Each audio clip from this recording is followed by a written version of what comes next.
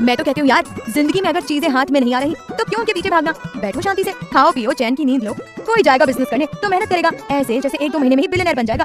पर मैं ये सब नहीं करना चाहती। मैं तो ऊपर वाले से आराम की डिग्री लेकर आई हूँ बनते।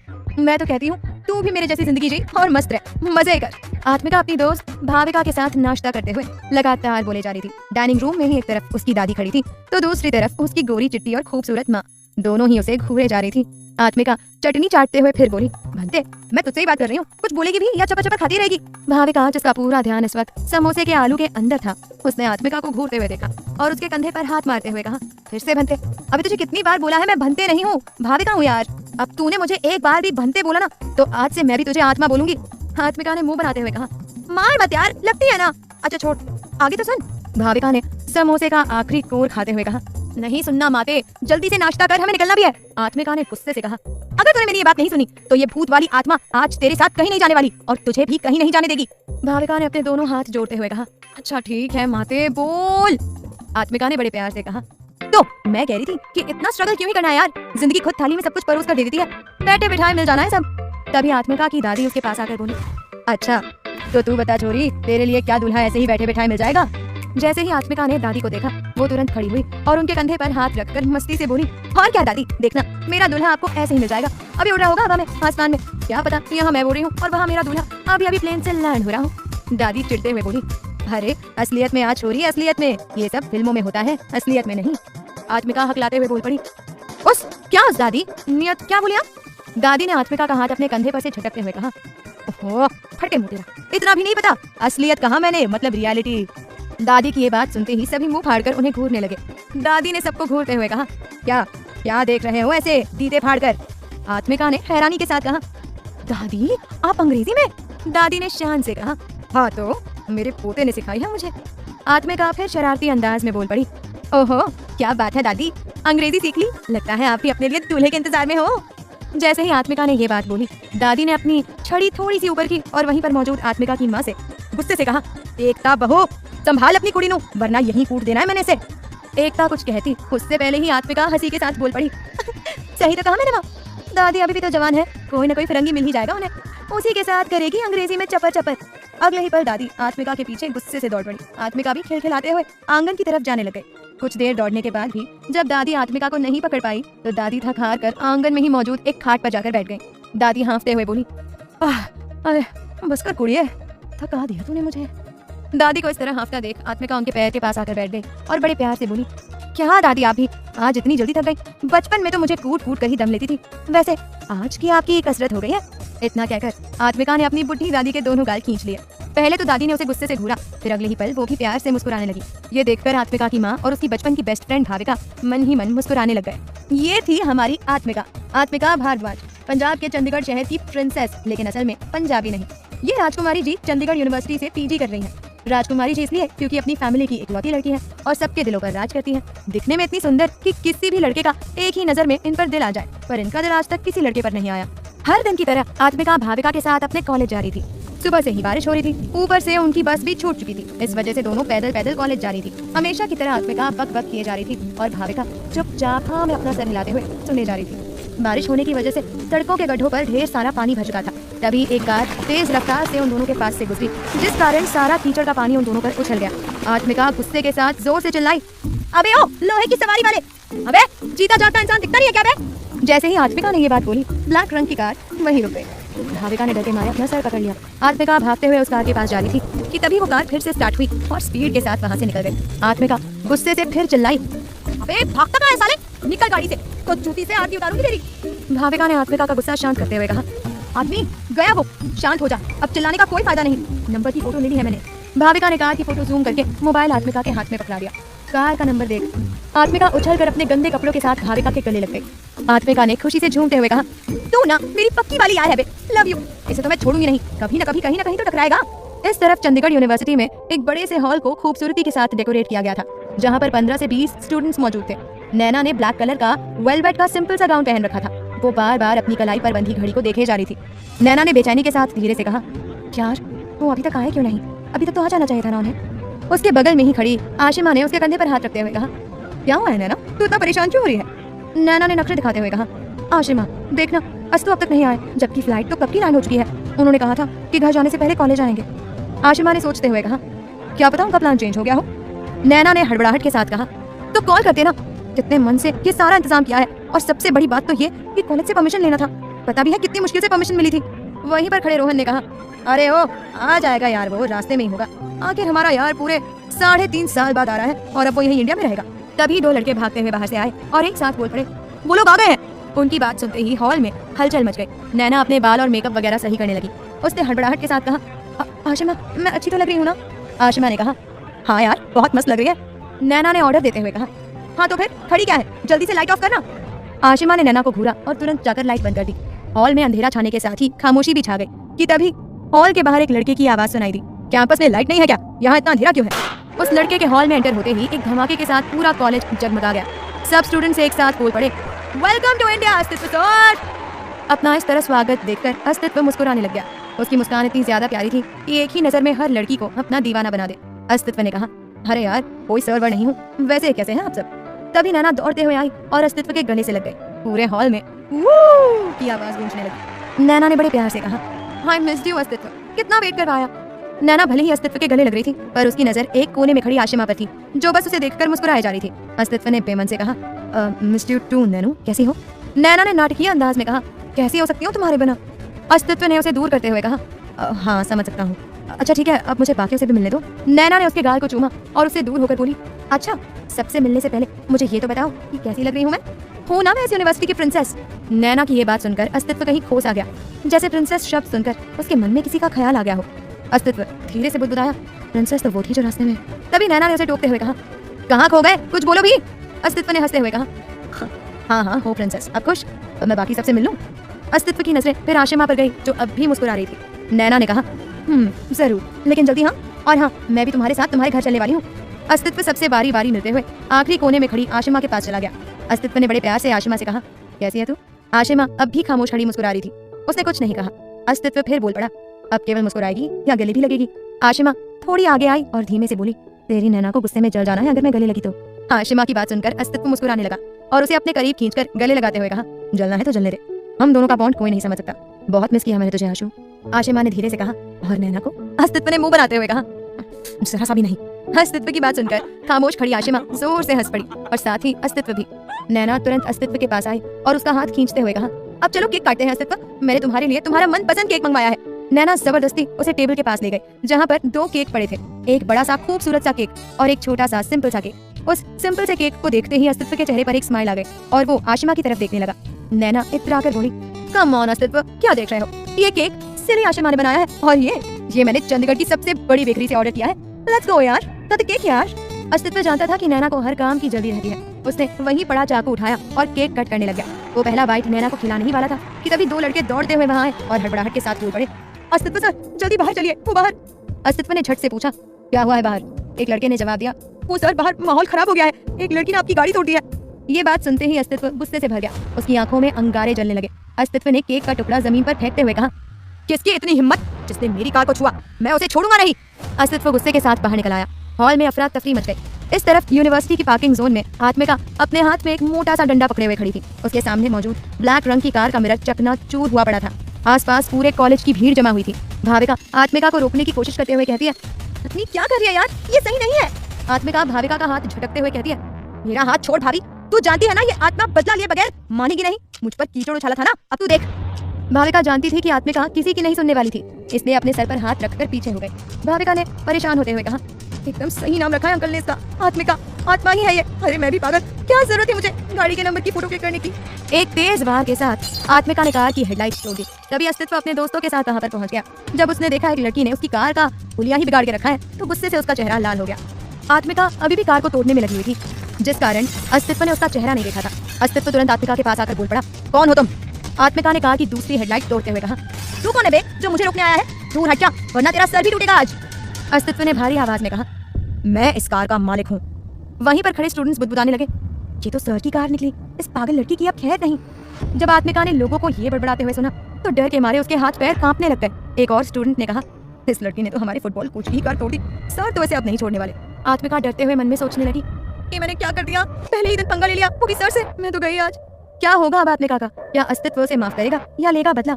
आखिर अस्तित्व के साथ अतीत में ऐसा क्या हादसा हुआ था जिस कारण वो सब कुछ छोड़कर कनाडा चला गया था, और इतने साल बाद वो लौटकर क्यों आया था? क्या आत्मिका को पूरे कॉलेज के सामने शर्मिंदा होना पड़ेगा? ये जानने के लिए सुनिए कहानी का अगला एपिसोड। आत्मिका डरते हुए मन में सोचने लगी कि मैंने क्या कर दिया, पहले ही दिन पंगा ले लिया, वो भी सर से। मैं तो गई आज। अस्तित्व गुस्से के साथ फिर से बोल पड़ा, तुम्हारी हिम्मत कैसे हुई मेरी कार की ये हालत करने की? अस्तित्व की आवाज सुनकर आत्मिका ने झट से अपने हाथ से डंडा छोड़ दिया। आत्मिका डरते हुए पीछे मुड़ी और सब कुछ जानते हुए भी अनजान बनते हुए वो कहने लगी, सर वो हाँ, किसी इडियट ने इसी कार से मेरे ऊपर कीचड़ उछाला था, साला सॉरी भी बोलकर नहीं गया। इतना कहकर आत्मिका अजीब सा मुंह बनाने लग गई। ये देखकर आशिमा को हंसी आ गई। आशिमा हंसते हुए धीरे से बोल पड़ी, बेचारा इडियट। जब अस्तित्व ने आशिमा का चेहरा देखा तो बस देखता ही रह गया। एक पल में उसका सारा गुस्सा शांत हो गया। अस्तित्व मन ही मन सोचने लग गया, ये तो वही लड़की है जो कॉलेज आते वक्त। तभी आत्मिका अपने गले को पकड़ते हुए बच्चों की तरह बोल पड़ी, हाँ सर, कसम से मैं सच बोल रही हूँ, इसी कार के बंदे ने मुझ पर कीचड़ उछाला था। अस्तित्व अपनी एक भौहें ऊपर करते हुए बोल पड़ा, और अगर तुम्हें वो बंदा मिल जाए जो ये कार चला रहा था तो? आत्मिका झट से बोल पड़ी, तो कसम से सर, मैं ऐसी धुनाई करूंगी ना उस इडियट की कि आगे से वो कीचड़ उछालना तो दूर, कार भी नहीं चला पाएगा। आशिमा ने अपनी हंसी कंट्रोल करते हुए कहा, वो इडियट कोई और नहीं, आपके यही सर हैं। ये अपनी कार चलाने के लिए किसी को नहीं देते, यही चला रहे होंगे। आत्मिका ने हैरानी के साथ कहा, सर आप? अस्तित्व आत्मिका को एक टक घूरता रहा। आत्मिका ने अपने पास खड़ी भाविका से धीरे से कहा, ए भाभी सुनना, तूने नंबर सही से तो मिला था ना? वो यही कार थी ना? ला जरा अपना मोबाइल देना। भाविका ने तुरंत अपना मोबाइल निकालकर आत्मिका के हाथ में थमा दिया। जब आत्मिका ने फोटो से कार का नंबर मैच किया तो डर के मारे उसके हाथ पैर कांपने लग गए। दोनों नंबर सेम थे। उसके माथे से पसीने की बूंद टपकने लग गई। आत्मिका ने स्लो मोशन में अपना सर उठाकर अस्तित्व को देखते हुए कहा, आई एम सॉरी सर, वो मैं। आत्मिका अपनी बात पूरी करती उससे पहले ही अस्तित्व सख्ती के साथ बोल पड़ा, सॉरी वॉरी छोड़ो, अब ये बताओ, ये जो नुकसान हुआ है उसका पैसा कौन देगा? आत्मिका अपना सर खुजाते हुए धीरे धीरे बोली, पैसे? ओ सर, वो पैसे। आत्मिका का चेहरा देख अस्तित्व के चेहरे पर हल्की सी मुस्कान आ गई। उसे देखकर साफ समझ आ रहा था कि वो बस आत्मिका के मजे लेने के लिए ऐसा कर रहा था। आत्मिका मन में सोचने लग गई, फटे मुंह तेरा आदमी, फंस गई तो अब कहाँ से लाएगी पैसे? और अगर गलती से भी अगर आत्मन भैया को मालूम चला तो तुझे फंस जाना है। आत्मन भैया पूरे चंडीगढ़ में दौड़ाकर पीटेगा। अस्तित्व फिर आत्मिका से बोल पड़ा, हेलो मिस, कुछ पूछ रहा हूँ मैं। आत्मिका धीरे से बुदबुदाते हुए बोली, सर वो मैं पैसे चुका दूंगी, लेकिन मेरे पास तो। तभी वहाँ पर नैना आ गई और आत्मिका पर भड़कते हुए बोल पड़ी, What the hell are you? ये क्या किया तुमने लड़की? अस्तित्व की गाड़ी का सत्यानाश कर दिया तुमने। नैना को इस तरह अपने ऊपर भड़कते हुए देखकर आत्मिका को भी गुस्सा आ गया। वो तुरंत उसे घूरते हुए बोली, अजीब बंदी है ये भी, नहीं भाविका, कार का मालिक कुछ नहीं कह रहा और ये सीनियर सर चढ़कर बोले जा रही है। नैना ने पलटकर कहा, how dare you talk to me like this? Atmika ने नाटकीय अंदाज में कहा, है? कब? मैंने कब बात की आपसे मैम? मैं तो अपनी दोस्त भाविका से बात कर रही थी। खैर सर, मैंने आपका पेमेंट कर देना है, आप कार को भिजवा दीजिए गैराज, और इन सीनियर को भी। इतना कहकर आत्मिका ने भाविका की कलाई पकड़ी और वहां से निकल पड़ी। नैना ने गुस्से से अस्तित्व से कहा, अस्तित्व कहा क्यों नहीं तुमने उससे कुछ? ऐसे ही कैसे जाने दिया? और ये लास्ट में क्या बोल गई? तभी आशिमा बोल पड़ी, जाने दो ना नैना, कह दिया होगा ऐसे ही गुस्से में, गलती हो गई, सबसे होती है। नैना ने झट से कहा, तुम जैसी लड़कियों से ही होती है आशिमा गलतियां, जैसे तुमसे हुई थी। नैना की बात सुनकर आशिमा का चेहरा सफेद पड़ गया। उसने अपनी नजरें नीची कर ली। अस्तित्व गुस्से के साथ बोल पड़ा, स्टॉप इट नैना, अब क्या बोलना है तुम्हें समझ में नहीं आता क्या? सारा मूड खराब कर दिया। अस्तित्व ने अपने बगल में खड़े रोहित से कहा, रोहित तुम क्या बुलवा कर रखो, मैं आत्मन से मिलकर आता हूँ। इतना कहकर अस्तित्व वहां से चला गया। भाविका और आत्मिका बिताए हुए अपनी क्लास की तरफ जा रही थी। भाविका आत्मिका को ज्ञान दे रही थी और आत्मिका चुपचाप सुन रही थी। भाविका ने आत्मिका के सर पर चपेट मारते हुए कहा, तेरे इस दिमाग में बुद्धि है कि नहीं? मैं मना कर रही थी ना तुझे, फिर तूने उस कार को क्यों तोड़ा? जब मैं कोई काम करने के लिए मना करूं तो वही काम करना जरूरी है तुझे? आत्मिका ने मुंह बनाते हुए कहा, भाभी अब तू तो मत डांटना। तो और क्या करूं? एक तो मैं वैसे ही डरे जा रही हूँ, ये सोचकर कि अगर सर ने आत्मन भैया को इस बारे में बता दिया तो मैं तो गई। पहले तो तू ना उन्हें सर बोलना बंद कर यार, वो कोई सर नहीं है, बस हमारे सीनियर है और हमारे फुटबॉल कोच भी, और कुछ नहीं। आत्मिका ने अपनी भौहें ऊपर करते हुए हैरानी के साथ कहा, क्या कहा? Football coach? यानी अब मुझे उनका रोज सामना करना पड़ेगा, कहीं वो फुटबॉल ग्राउंड में अपना सारा गुस्सा ना निकाल दे मुझ पर। भाविका कुछ कहने ही वाली थी कि तभी पीछे से आशिमा आई और आते ही बोल पड़ी, अस्तित्व ऐसा कुछ नहीं करने वाला, मैं उसे अच्छे से जानती हूँ। आशिमा को एकदम से वहां पर देखकर आत्मिका और भाविका चुप हो गई। आशिमा ने अपने हाथ से इशारा करते हुए कहा, हाय मैं आशिमा, तुम लोगों की सीनियर, तुम दोनों को कई बार कॉलेज में देखा है मैंने, ज्यादातर इन्हें। भाविका तपाक से बोल पड़ी, इसे तो पक्का आपने धमा चौकड़ी करते हुए देखा होगा, सही कहा ना मैंने? भाविका की बात सुन आशिमा को हंसी आ गई। आत्मिका भाविका को कोहनी मारते हुए बोल पड़ी, चुप करना तू अपनी बकवास। हेलो मैं आत्मिका भारद्वाज, और ये मेरी बेस्टी भाविका रायदित। आपको देखा नहीं कभी आशिमा मैम? आशिमा तुरंत बोल पड़ी, एक्चुअली मैं थोड़ा कम ही कॉलेज आती हूँ और वैसे भी दूसरे डिपार्टमेंट से हूँ तो मिलना कैसे होगा? वैसे तुम्हारे कोच अस्तित्व की दोस्त हूँ मैं, वो आज ही कनाडा से आया है और तुमने उसकी कार तोड़ दी, इसलिए उसकी गर्लफ्रेंड नैना तुम पर भड़क गई। एनीवे चिंता मत करो, अस्तित्व कुछ नहीं करेगा।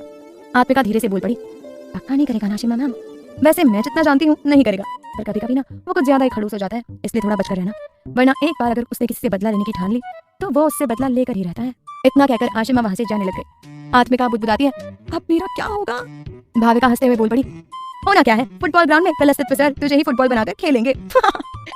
भाविका वहां से भागने लगी। आत्मिका उसके पीछे पीछे भागते हुए बोली, रुक भाभी, मैं ना तुझे अभी बताती हूँ, मेरे सामने तेरा बड़ा मुख होता है, आत्मन भैया के सामने तेरे जैसे तोते उड़ जाते हैं। आ तू आज शाम को मेरे घर, ये आत्मिका भी अपनी बेइज्जती का बदला लेकर रहेगी।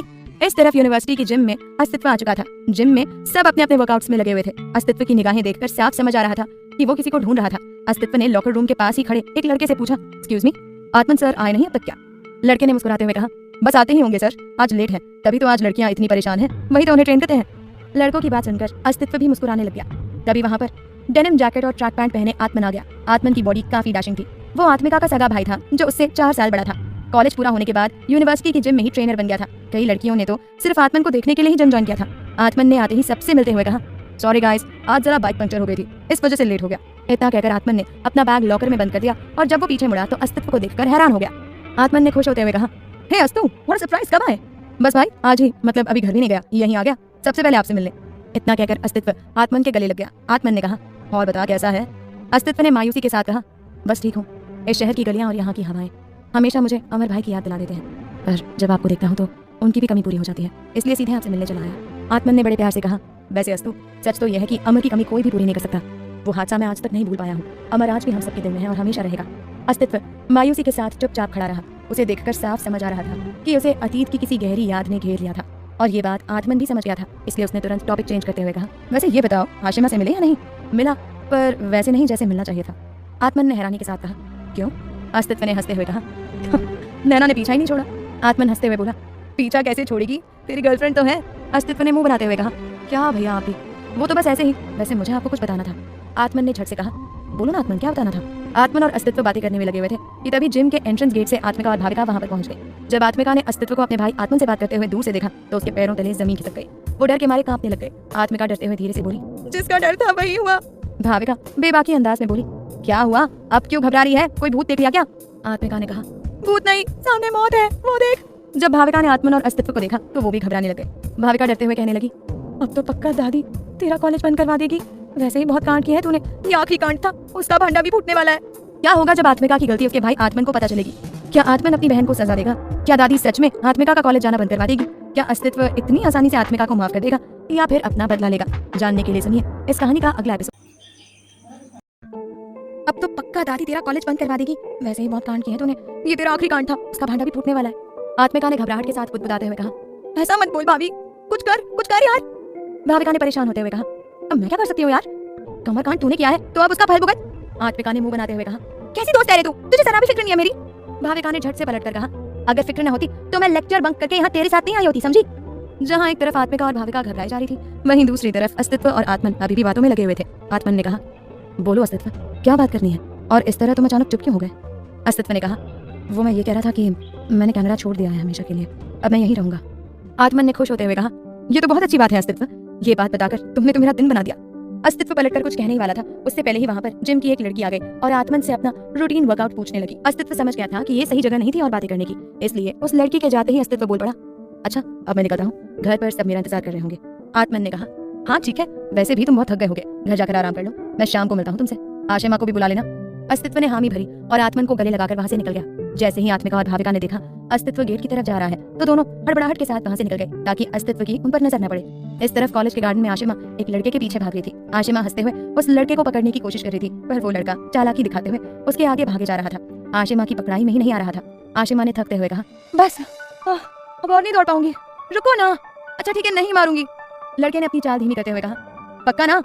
हाँ पक्का, अब तो आप रुक जाइए। आशिमा की ये बात बोलते ही वो लड़का रुक गया। आशिमा धीरे धीरे उस लड़के के पास गई और उसके पास जाते ही उसे जोर जोर से मारना शुरू कर दिया। लड़के ने अपने दोनों हाथ साइड में फैलाते हुए कहा, अच्छा ठीक है, लो मार लो, जितना मारने का मन है, अगर सच में मर गया ना तो देखना फिर। आशिमा तुरंत उस लड़के से लिपट कर बोल पड़ी, नहीं प्लीज ऐसा मत बोलो, तुम्हारे बिना मैं कैसे जी सकती हूँ। आशिमा की आंखें नम हो गई। उस लड़के ने बड़े प्यार से कहा, हाय ये लड़की बड़ी जल्दी रो पड़ती है, चल अब चुप हो जा यार, मैं मजाक कर रहा था, मैं अपनी रानी को छोड़कर कहीं नहीं जाने वाला। पक्का कभी नहीं जाओगे ना? हाँ नहीं जाऊंगा मेरी जान। इतना कहकर उस लड़के ने आशिमा के गालों को चूम लिया। आशिमा भी आंखें बंद करके उसके स्पर्श को महसूस करने लगी। तभी एक तेज हवा का झोंका आया। जब उसने अपनी आंखें खोली तो वो लड़का वहां से गायब हो चुका था। वहां कोई नहीं था। अगले ही पल उसे एहसास हुआ कि ये सब बस उसके अतीत की एक याद थी, वो याद जो उसका कभी पीछा नहीं छोड़ती थी। आशिमा की आंखें एक बार फिर नम हो गई। आशिमा ने खोए हुए अंदाज में कहा, आई मिस यू अमर, तभी एक लड़के की आवाज सुनाई दी, तू अभी भी भाई को बहुत मिस करती है ना आशिमा? तभी आशिमा पीछे मुड़ी तो उसने देखा वहां पर अस्तित्व खड़ा हुआ था। अस्तित्व को देखकर आशिमा ने तुरंत अपने आंसू पोंछे और मुस्कुराते हुए बोल पड़ी, नहीं तो बिल्कुल भी नहीं। अब मेरे सामने जबरदस्ती मत हंस, तुझे पता है ना तू मुझसे झूठ नहीं बोल सकती है। मैं जानता हूँ तू भाई को ही मिस कर रही थी। इतना कहकर अस्तित्व ने आशिमा का हाथ पकड़ लिया। आशिमा की आंखें फिर एक बार नम हो गई थी। आशिमा ने खोए हुए अंदाज में कहा, अस्तित्व कितने अच्छे दिन थे ना वो, आज भी उन यादों को भुला नहीं पाई हूँ। भुला तो मैं भी नहीं पाया हूँ कुछ आशिमा, पर अब जो हो गया उसे कौन बदल सकता है। आशिमा चुप हो गई। अस्तित्व फिर बोल पड़ा, चलो अब ये सब छोड़ो, घर पर सब इंतजार कर रहे हैं और जब मैंने उन्हें बताया कि मैं कॉलेज आया हूँ तो उन्होंने कहा है कि तुम्हें भी साथ लेकर घर आओ। आशिमा ने हैरानी के साथ कहा, पर मैं कैसे जा सकती हूँ? अस्तित्व ने झट से कहा, मेरे साथ और कैसे? मेरा मतलब वो नहीं था, नैना भी तो तुम्हारे साथ घर जाने का बोल रही थी ना। मैं नहीं चाहती उसे उन बातों के बारे में कुछ भी पता चले। नहीं चलेगा, तू टेंशन क्यों लेती है, बस मेरे साथ चल, समझी? इतना कहकर अस्तित्व ने आशिमा का हाथ पकड़ा और जबरदस्ती उसे अपने साथ ले गया। इस तरफ पार्किंग में रोहित ने कैब बुलाकर रखी थी और नैना पहले से ही उसमें जाकर बैठ गई। जब नैना ने अस्तित्व को आशिमा के साथ आते हुए देखा तो वो अंदर ही अंदर जल गई। उसे पक्का यकीन था कि आशिमा के दिल में अस्तित्व के लिए कुछ तो था, वो बस एक बेस्ट फ्रेंड होने का नाटक कर रही है। पर मौके की नजाकत को समझते हुए उसने इस वक्त कुछ नहीं कहा। अस्तित्व और आशिमा के कैब में बैठते ही वो तीनों वहां से घर के लिए निकल गए। कैब सीधा अस्तित्व के आलीशान घर के सामने आकर रुकी। अस्तित्व का घर काफी बड़ा था, होता भी कैसे नहीं। उसके पिता मिस्टर सिंघल आर्मी में डॉक्टर पद से रिटायर जो थे। घर को देखकर आशिमा की आंखें फिर से एक बार भर आई। आती भी कैसे नहीं, उस घर को लेकर उसके कई अरमान थे। उसने धीरे से चुपचाप अपने आंसू पोंछ लिए। नैना झट से बोल पड़ी, अस्तित्व तुम्हारे जाने के बाद तो मेरा यहाँ पर कभी आना ही नहीं हुआ, कितने सालों बाद आ रही हूँ मैं यहाँ पर। अस्तित्व चुप ही रहा। उसकी नजरें सिर्फ आशिमा पर जमी हुई थी, क्योंकि वो जानता था आशिमा के इस घर से कई यादें जुड़ी थी। जैसे ही वो तीनों अंदर गए, एक 5 साल की छोटी बच्ची दौड़ते हुए आई और आशिमा को देखकर बोल पड़ी, आंटी, आशी आंटी, आप आ गई मेरे लिए चॉकलेट लाई। ये बच्ची कोई और नहीं, मिस्टर सिंघल के बड़े भाई अजीत सिंघल की पोती थी। अजीत सिंघल अब इस दुनिया में नहीं रहे। उनकी पत्नी, बेटा, बेटी, बहू और पोती इसी घर में रहते थे। आशिमा ने बड़े प्यार से कहा, सॉरी सना बेटा, मैं आपके लिए चॉकलेट लाना तो भूल ही गई, पर अगली बार जब मैं आऊंगी तो पक्का लेकर आऊंगी, प्रॉमिस। सना ने मासूमियत के साथ कहा, पिंकी प्रॉमिस? आशिमा ने मुस्कुराते हुए कहा, हाँ पिंकी प्रॉमिस। सना ने चिल्लाते हुए कहा, ये दादी, छोटे दादा, छोटी दादी, आशी आंटी आई है। सना की आवाज जैसे ही घर में गूंजी, अजीत सिंघाल की पत्नी और अस्तित्व की प्यारी ताई जी वहां पर आ गई। ताई जी ने अस्तित्व और आशिमा की तरफ देखते हुए कहा, कैसे हो मेरे प्यारे बच्चों, अस्तित्व, आशिमा। अस्तित्व, आशिमा ने तुरंत ताई जी के पैर छुए और उनके गले लग गए। नैना मुंह बनाते हुए बोल पड़ी, मैं भी हूँ आंटी। ताई जी ने बेमन नैना से कहा, खुश रहिए आप भी, आओ बच्चों अंदर आओ। सना ने आशिमा से अस्तित्व और नैना की तरफ देखते हुए बड़ी मासूमियत के साथ कहा, आशी आंटी, ये दोनों अंकल आंटी कौन है? अस्तित्व ने सना को गोद में उठाते हुए कहा, हम अंकल नहीं, आपके चाचू हैं सना बेटा, हमें नहीं पहचाना? पहचानूंगी कैसे, जब आप 2 साल की थी तभी हम यहाँ से कनाडा चले गए थे। सना ने झट से पूछ लिया, आप कनाडा चले गए थे, पर क्यों चाचू? अगले ही पल अस्तित्व के चेहरे पर मायूसी छा गई, जैसे सना ने कोई ऐसा सवाल पूछ लिया हो जिसका जवाब वो बिल्कुल भी नहीं देना चाहता था। तभी वहाँ पर मिस्टर सिंघाल और मिसेस सिंघाल आ गए। अस्तित्व ने तुरंत सना को नीचे उतारा और अपने मम्मी पापा के पैर छूते हुए बोल पड़ा, मॉम डैड कैसे हैं आप दोनों? आशिमा ने भी मुस्कुराते हुए उन दोनों के पैर छू लिए। ये देखकर नैना कैसे पीछे रहने वाली थी, वो भी मुंह बनाते हुए आगे बढ़ी और उनके पैर छू लिए। मिसेस विनीता सिंघाल ने नम लहजे के साथ कहा, अस्तु, अब मैं तुझे कहीं नहीं जाने दूंगी। मेरा एक बच्चा तो हमेशा के लिए मुझसे दूर चला गया और तू भी अपनी माँ को छोड़कर विदेश में बस गया। तुझे जरा भी अंदाजा है तेरे बिना कैसे रही हूँ मैं? अस्तित्व ने अपनी माँ विनीता को गले लगाते हुए कहा, आप मत रो मॉम, मैं आ गया हूँ ना, और रही छोड़कर जाने की बात तो मैं आप कहीं नहीं जाने वाला, हमेशा यही रहूंगा बस आप सबके पास। अस्तित्व की बात सुन वहाँ पर मौजूद सबके चेहरे पर मुस्कान आ गई। तभी वहाँ पर अस्तित्व के ताऊ की बेटी और अस्तित्व की बहन आस्था आ गई, जो उसी के हम उम्र थी। आस्था अस्तित्व के गले लगते हुए बोली, हाय ब्रो, क्या लेकर आए हो मेरे लिए कनाडा से? अस्तित्व आस्था के कान पकड़ते हुए बोल पड़ा, तू ना नहीं सुधरेगी, आते ही तेरा घूस लेना चालू हो गया, जरा ये तो पूछ मैं कैसा हूँ? आस्था नौटंकी करते हुए बोली, इसमें क्या पूछना है, देख तो रहे हो बढ़िया, एकदम बॉडी शॉडी बना लिया कनाडा में रहकर। तभी किचन से अजीत सिंघाल के बेटे समर की पत्नी भावना आई और आते ही बोल पड़ी, तू ना मोतियाबिंद का इलाज करा ले। आस्था, कितना सूख गए हैं देवर जी विदेश में रहकर, और तू है कि कुछ भी बोले जा रही है। अपनी भावना भाभी को देखकर अस्तित्व ने तुरंत उनके पैर छू लिए। सब लोग बातें करने में लगे हुए थे पर आशिमा खोई हुई थी। उसकी नजर दीवार पर टंगी अमर की फोटो पर जमी हुई थी, जिस पर माला चढ़ी हुई थी। मिस्टर सिंघाल के 2 बेटे थे, बड़ा बेटा अमर और छोटा अस्तित्व। अमर अब इस दुनिया में नहीं था। अमर की फोटो को देखकर आशिमा की आंखें नम होने लगी और ये बात मिस्टर सिंघाल ने नोटिस कर ली थी। उन्होंने तुरंत आशिमा की तरफ देखते हुए नम लहजे के साथ कहा, नहीं आशिमा बेटा। आशिमा सीधे जाकर मिस्टर सिंघाल के गले लग गई और सिसकते हुए बोली, पापा। मिस्टर सिंघाल आशिमा को समझाते हुए कहने लगे, नहीं बेटा नहीं नहीं, रोते नहीं। नैना हैरानी के साथ मन ही मन सोचने लगी, आखिर यहाँ पर ये सब चल क्या रहा है? ये आशिमा सिंघाल अंकल को पापा क्यों बोल रही है? और ये अस्तित्व के फैमिली वाले आशिमा से इतना क्यों घुल मिल रहे हैं? इन्हें देखकर तो ऐसा लग रहा है जैसे अस्तित्व नहीं बल्कि आशिमा सालों बाद विदेश से लौटी है। यहाँ जरूर कुछ गड़बड़ है, मुझे पता लगाना ही होगा। क्या नैना सच का पता लगा पाएगी? आखिर क्या रिश्ता था आशिमा का अस्तित्व के परिवार से? क्या अस्तित्व आशिमा को फिर से जीना सिखा पाएगा या अपनी ही जिंदगी से उलझ कर रह जाएगा? क्या अमर की मौत एक हादसा थी या उसके पीछे कोई राज है? जानने के लिए सुनिए कहानी का अगला एपिसोड। इन्हें देखकर तो ऐसा लग रहा है जैसे अस्तित्व नहीं बल्कि आशिमा सालों बाद विदेश से लौटी है। यहाँ जरूर कुछ तो गड़बड़ है, मुझे पता लगाना ही होगा। नैना से रहा नहीं जाता और वो तुरंत पूछ पड़ती है, आशिमा ये तुम अंकल जी को पापा कहकर क्यों बुला रही हो? मिस्टर सिंघाल बड़े ताव के साथ कहने लग गए, पापा नहीं कहेगी तो क्या कहेगी बेटा, आखिर आशिमा मेरे घर की होने वाली। मिस्टर सिंघाल अपनी बात पूरी करते उससे पहले ही अस्तित्व उन्हें बीच में टोकते हुए बोल पड़ा, क्या नैना तुम भी कैसे सवाल करती हो, हम सब दोस्त है ना, और दोस्त होने के नाते दोस्तों की फैमिली भी तो एक दूसरे की फैमिली ही होती है ना। आशिमा ने पापा बोल दिया तो इसमें इतनी बड़ी बात क्या हो गई, ये सब तो कनाडा में भी नॉर्मल है। इतना कहकर अस्तित्व इशारा करने लग गया। मिस्टर सिंघल समझ गए कि अस्तित्व नहीं चाहता कि नैना को कुछ भी पता चले, इसलिए वो चुप ही रहे। नैना कुछ कहने ही वाली थी कि तभी उसका मोबाइल बजने लगा। नैना ने कॉल रिसीव करते हुए कहा, हेलो, हाँ पर अभी आना जरूरी है क्या? अच्छा ठीक है मैं आती हूँ। इतना कहकर नैना ने मायूसी के साथ कॉल कट कर दिया। अस्तित्व ने हड़बड़ाहट के साथ पूछा, क्या हुआ नैना, सब ठीक तो है? नैना ने पलट कर कहा, हाँ सब ठीक है अस्तित्व, बस पापा को कुछ जरूरी काम है इसलिए मुझे अभी इसी वक्त घर जाना होगा।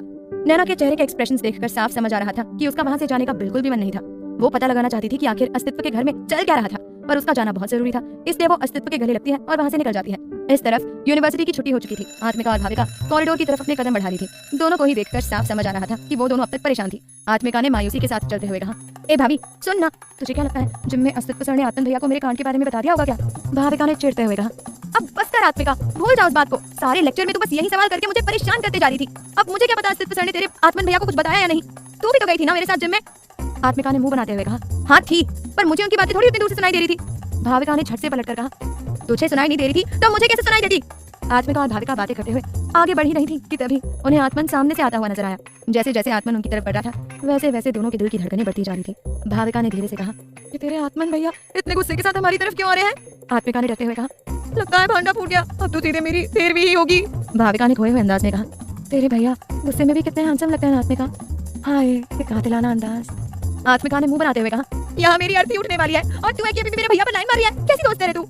भाविका पलटकर कुछ कहती उससे पहले ही आत्मन उनके पास पहुंच गया। भाविका आत्मन को पसंद करती थी, पर यह बात उसने कभी किसी को बताई नहीं थी, आत्मिका को भी नहीं। पर आत्मिका ये बात जानती थी। आत्मन को अपने इतने करीब देखकर भाविका का दिल जोरों से धड़कने लग गया। आत्मिका तो पहले ही घबराई हुई थी। दोनों के माथे पर पसीने की बड़ी बड़ी बूंदें आने लग गई। आत्मन ने सख्त लहजे में कहा, तुम दोनों की तबीयत तो ठीक है, इतना पसीना क्यों आ रहा है तुम दोनों को? आत्मन का सवाल सुनकर आत्मिका और भाविका दोनों समझ गई कि उसे अभी तक उस कांड के बारे में कुछ नहीं पता चला था। आत्मिका मन में सोचने लगी, शुक्र है भगवान का, वरना मेरी तो जान निकली जा रही थी भैया के डर के कारण। आत्मन ने चिढ़ते हुए कहा, ये भूत बनकर क्यों खड़ी हो, मैं तुम दोनों से ही बात कर रहा हूँ। आत्मिका हड़बड़ाहट के साथ बोल पड़ी, हाँ भैया हम दोनों बिल्कुल ठीक है।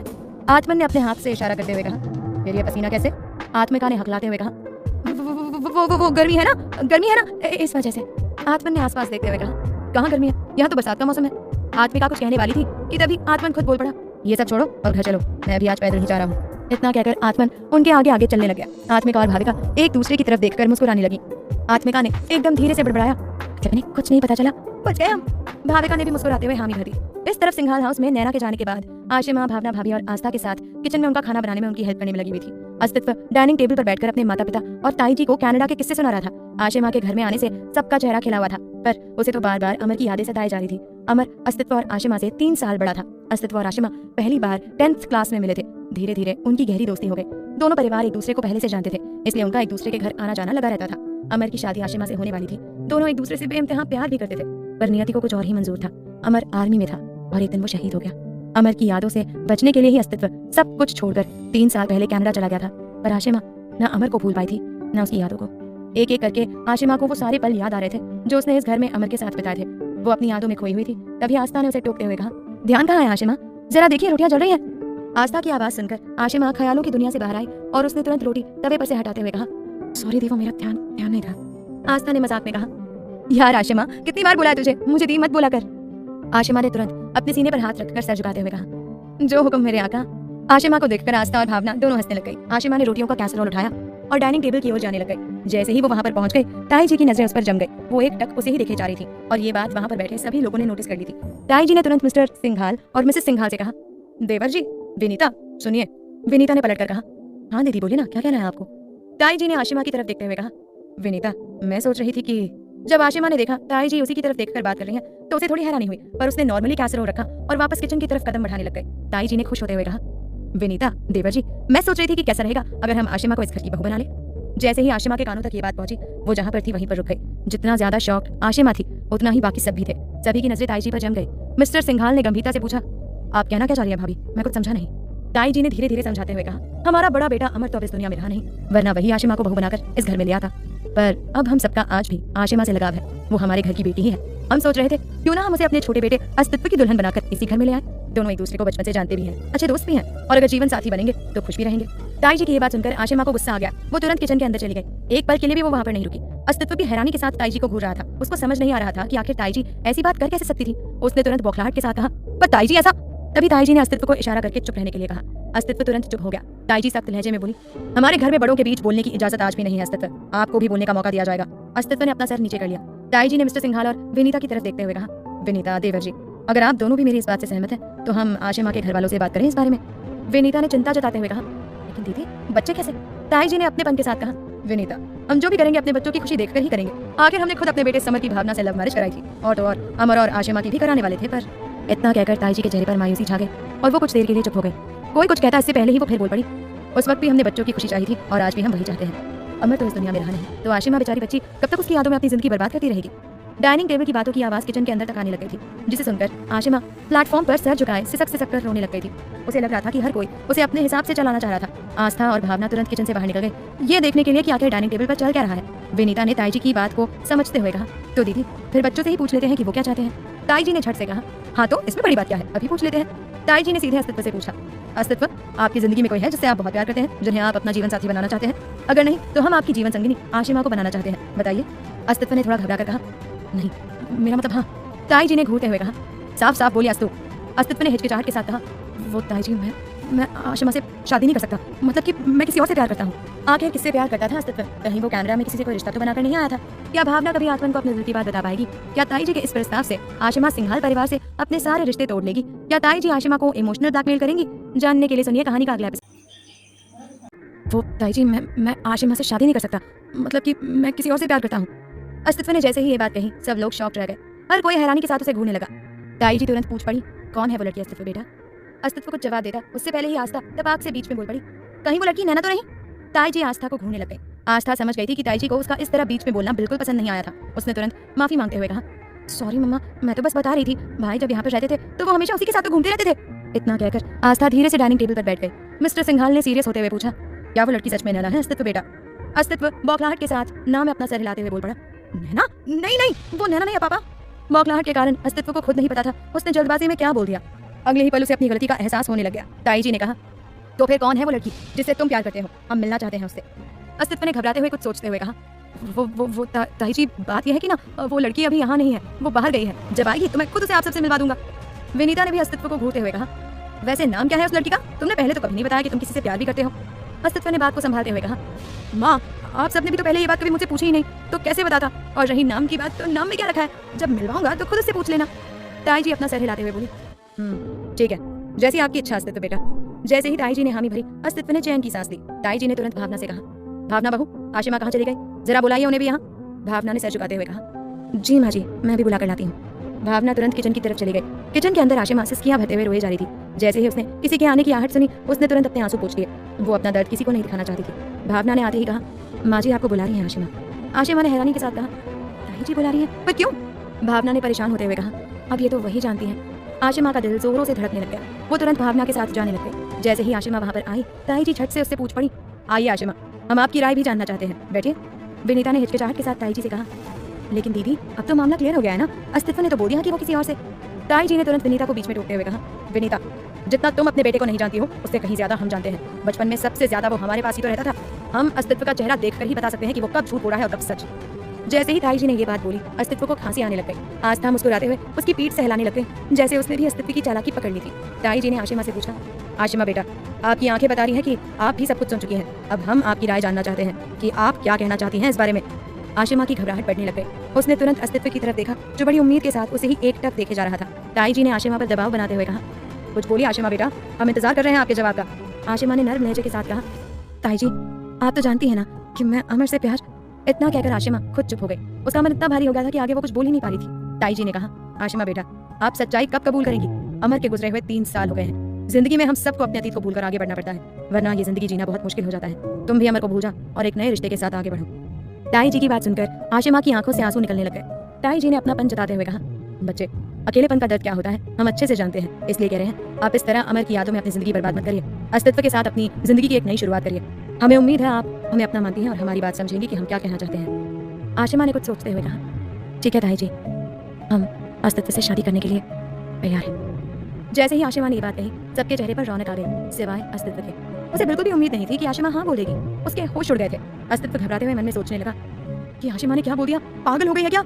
इस तरफ आत्मिका, भाविका और आत्मन घर की तरफ धीरे धीरे अपने कदम बढ़ाए जा रहे थे। रास्ते में सबसे पहले आत्मिका का घर ही पड़ता था।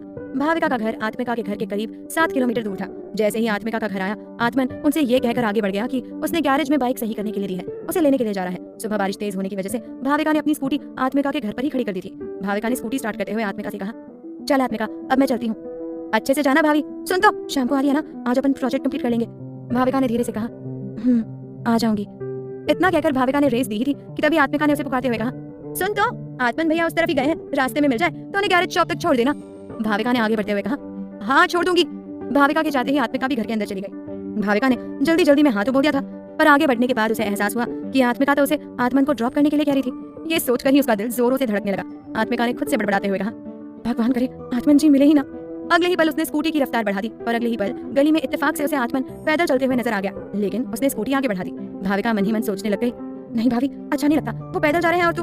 भाविका ने तुरंत स्कूटी रोकी और हेलमेट उतारकर पीछे देखने लग गई। आत्मन उसके बहुत पास आ चुका था। आत्मन को देख भाविका ने झटके से वापस अपनी गर्दन सीधी कर ली। भाविका मन में बुदबुदाने लग गई, यार इन्हें देखते ही मुझे न जाने क्या हो जाता है। भाभी शांत हो जा, एकदम शांत। जैसे ही आत्मन भाविका के पास से गुजरा, बड़ी मुश्किल से उसने डरते हुए कहा, आप गैरेज जा रहे हैं, मैं छोड़ दूं आपको। आत्मन हैरानी के साथ भाविका को एकटक देखे जा रहा था। भाविका हिम्मत के साथ फिर बोल पड़ी, आपको छोड़ दूं।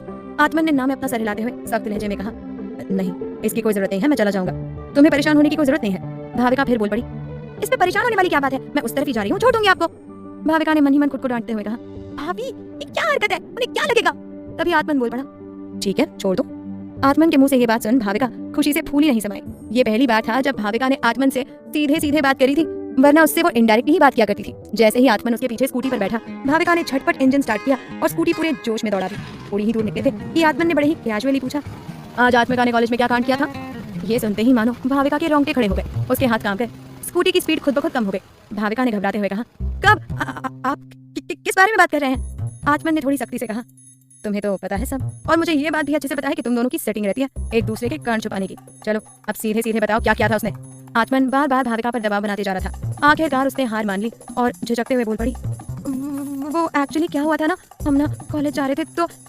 इसके साथ भाविका ने आत्मन को रट्टू तोते की तरह सब कुछ बता दिया। जहां आत्मिका नहीं चाहती थी कि आत्मन को कुछ पता चले, वहीं दूसरी तरफ भाविका ने सब कुछ बक दिया था। आत्मन ने चिढ़ते हुए कहा, ये आत्मिका भी ना बिल्कुल बच्ची है, और तुम तो समझदार हो, तुमने भी उसे नहीं रोका।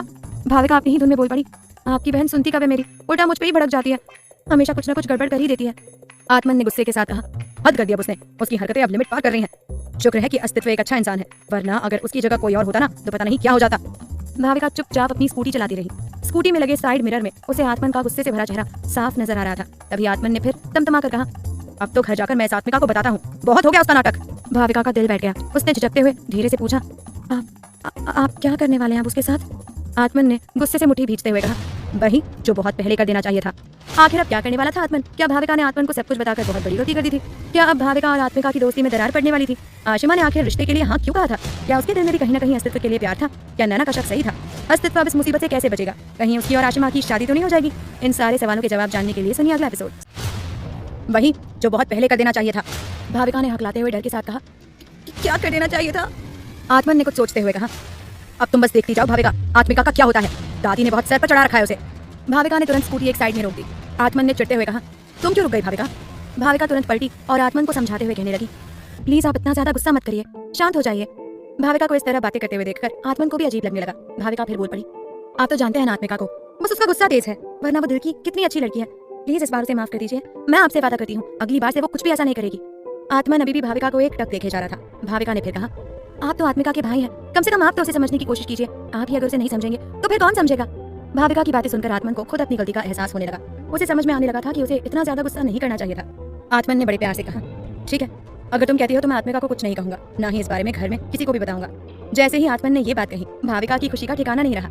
ये पहली बार था जब उसने आत्मन से कोई बात कही थी और पहली बार में ही आत्मन ने मान भी ली। भाविका के मन में शहनाइयों की गूंज बजने लग गई थी। आत्मन ने कहा, कहाँ खो गई तुम भाविका, अब चलो मुझे देर हो रही है। भाविका ने मुस्कुराते हुए कहा, हाँ चलते हैं। उसने खुशी खुशी स्कूटी स्टार्ट की और आत्मन को वहाँ से लेकर निकल गई। इस तरफ सिंघाल हाउस में जहाँ सब लोगों के चेहरे पर रौनक थी, वहीं अस्तित्व के होश उड़े हुए थे। इस वक्त अस्तित्व और आशिमा उसके कमरे के अंदर थे।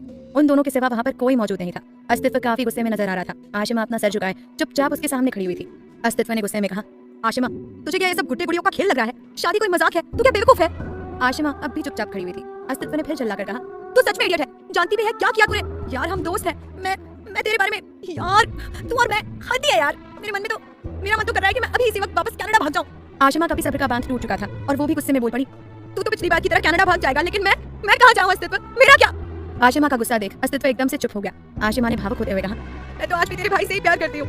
थोड़ा सोचा है जब मैंने हाँ बोला होगा तब मेरे दिल पर क्या बीती होगी? मैं अमर के सिवाय किसी और के बारे में कभी सोच भी नहीं सकती। अस्तित्व ने झट से कहा, तो फिर नीचे तूने हाँ क्यों बोला शादी के लिए? सीधा मना कर देती। आशिमा चुप हो गई। अस्तित्व ने उस पर दबाव बनाते हुए कहा, कुछ पूछ रहा हूँ, जवाब दे आशिमा। आशिमा ने नर्म लहजे के साथ कहा, कैसे मना कर देती अस्तित्व? तू ही बता, मैं कैसे उस माँ को मना कर देती जिसने मेरा तब साथ दिया जब मेरे साथ कोई खड़ा नहीं था? अस्तित्व खामोशी के साथ आशिमा की बातें सुनने लग गया। आशिमा ने बीती बातों को याद करते हुए कहा, तुझे याद है जब अमर ने मुझे प्रपोज किया था तब सबसे पहले ताई जी ही थी जिन्हें मैंने ये बात बताई थी। मेरी सौतेली माँ मेरी शादी अपने भांजे से करवाना चाहती थी और मैं अमर से प्यार करती थी। मैंने हिम्मत करके ताई जी को सब बता दिया। उन्होंने मुझसे वादा किया था कि वो मेरी शादी अमर से जरूर करवाएंगी और उन्होंने वादा निभाया भी। वो खुद गई मेरे घर अमर का रिश्ता लेकर, हमारी शादी फिक्स करवाई। लेकिन किस्मत ने मुझे धोखा दे दिया, अमर को मुझसे छीन लिया।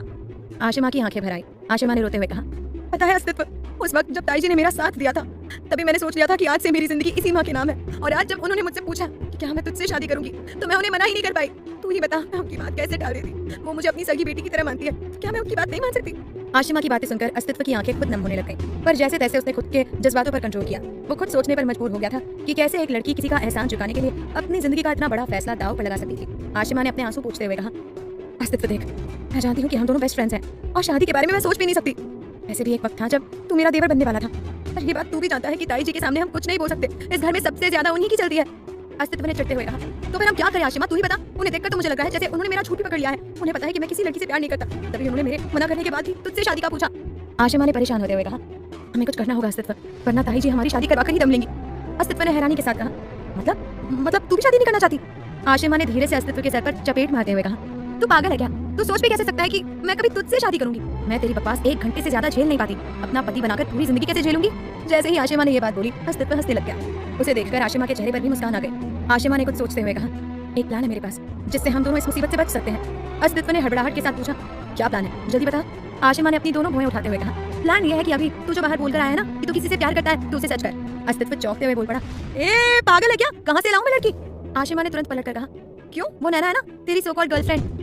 अस्तित्व ने सर पकड़ते हुए कहा, यार वो आशिमा तू जानती है ना मैं उसे केवल दोस्त मानता हूँ। आशिमा ने अजीब सा तंज कसते हुए कहा, हाँ क्यों नहीं, रोहन को भी तो तू दोस्त ही मानता है। अस्तित्व ने हाँ में अपना सर हिला दिया और वहीं पर पड़ा गिलास उठाकर पानी पीने लग गया। आशिमा ने झट से कहा, तो फिर रोहन को किसी क्यों करता है तू? जैसे ही आशिमा ने ये बात बोली अस्तित्व अकबक आ गया और उसके मुंह से सारा पानी बाहर आ गया। वो हड़बड़ाहट के साथ बोला, अबे ओ क्या बकवास कर रही है तू? आशिमा ने उसे घूरते हुए कहा, तू बड़ा आया नैना को केवल दोस्त मानने वाला? अगर दोस्त ही मानता है तो फिर उस दिन पार्किंग में उसे किस क्यों कर रहा था? अस्तित्व ने घबराकर उसके मुंह पर अपना हाथ रखते हुए कहा, अबे धीरे बोल, मरवाएगी क्या? अब बता तूने कब देखा और कैसे? आशिमा ने अपना मुंह छुड़वाया और हंसते हुए बोल पड़ी, अंधी हूँ ना मैं जो कुछ ना देखूं। वो तो अच्छा हुआ उस दिन मेरे अलावा पार्किंग में तुम दोनों को किसी ने नहीं देखा। अस्तित्व ने मुंह बनाते हुए मासूमियत के साथ कहा, यार तू तो जानती है मैं लड़का हूँ और कोई सेड्यूस करेगा तो फिर? उस वक्त कुछ दिनों के लिए मैं इंडिया आया था और इसी बीच नैना ने मॉल मिलने के लिए बुलाया था। मुझे क्या मालूम था कि तू भी वहीं आई होगी। वो पार्किंग में ले गई और फिर उसने। आशिमा ने उसे बीच में रोकते हुए कहा, बस मुझे नहीं सुनना कुछ। अब क्या पूरी डिटेल्स में बताएगा कि उसने तुझे कैसे सेड्यूस किया? इतना कहकर वो हंसने लग गई। अस्तित्व ने फिर सफाई देते हुए कहा, क्या करोगे, समझाना जरूरी है। उसने उकसाया और मैंने, खैर फिर उसके बाद मैं इंडिया आया ही नहीं और ना आज कुछ हुआ। आई प्रॉमिस आगे भी कभी ऐसा नहीं होगा। आशिमा ने अस्तित्व को समझाते हुए कहा, अरे आगे होगा कि नहीं हमें इस बात पर बहस नहीं करनी है, हमें प्लान बनाना है कि कैसे इस मुसीबत से बचना है। देख जितना मैं देख पा रही हूँ तेरे पास नैना ही एक ऐसी लड़की है जो तेरा साथ दे सकती है। ताई जी से मिलवा उसे और फिर जब शादी की बात चले तो बोल देना कि ब्रेकअप हो गया। अस्तित्व ने झल्लाते हुए कहा, और इससे क्या होगा?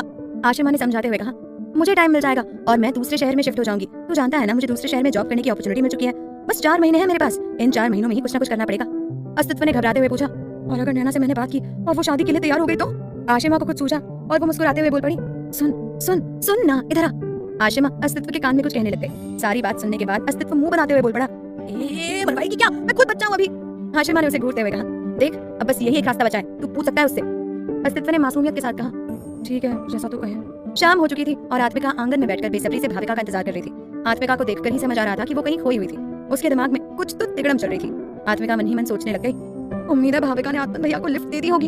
हे भगवान मेरा कुछ हो या ना हो, इन दोनों की जोड़ी आप जरूर बना देना, दोनों अच्छे लगते हैं साथ में। आत्मिका अपने ख्यालों में खोई हुई थी कि तभी लकड़ी की टेक के साथ आत्मिका की दादी उसके पास आते हुए बोल पड़ी, तेरे मन विच की चल रहा है कुड़िए? थोड़े दिमाग विच कुछ तो पकड़िया सी दस मैनू। आत्मिका अपनी ही धुन में बोल पड़ी, हाँ दादी मैं की सोच रही अपने वीरां दा विआह करवा दे, है कि नहीं। दादी उसे घूरते हुए खाट पर बैठी और बोल पड़ी, हाँ कुड़िए कहते तो सही रही, एक बार तेरे डैडी जी ने आने दे फिर बात करनी है मैंने, मुझे तो वो कुड़ी बहुत पसंद है। दादी की ये बात सुन आत्मिका शॉक्ड रह गई। आत्मिका ने हड़बड़ाहट के साथ पूछा, कौन दादी, कौन सी कुड़ी पसंद की है आपने भैया के लिए? आखिर कौन थी वो लड़की जिसको दादी ने आत्मन के लिए पसंद किया था? क्या वो भाविका ही थी या फिर कोई और? आशिमा ने क्या प्लान बनाया था? क्या उनका प्लान कामयाब हो पाएगा या फिर वो दोनों अपने ही बनाए हुए जाल में फंस जाएंगे? जानने के लिए सुनिए कहानी का अगला episode. Like, comment, subscribe for more episodes.